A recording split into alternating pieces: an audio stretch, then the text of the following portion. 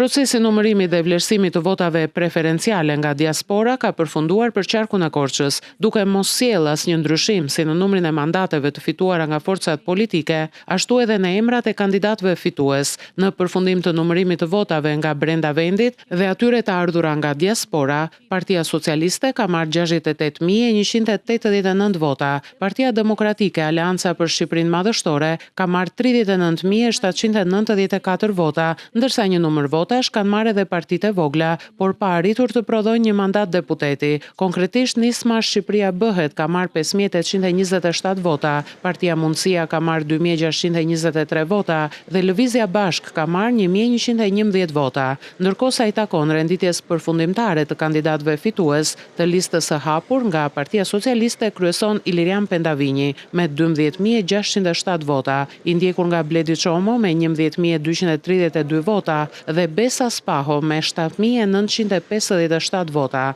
Nga Partia Demokratike Aleanca për Shqipërinë Madhështore, i vetmi kandidat fitues nga lista e hapur është Fidel Kreka me 7.009 vota. Jashtë parlamentit për këtë mandat kanë mbetur disa deputet aktual të Partisë Socialiste dhe Partisë Demokratike, të cilët nuk arritën të fitojnë mandatin, si Enslen Vera Zake e Partisë Socialiste apo Edmond Spau dhe Andrea Mano nga Partia Demokratike.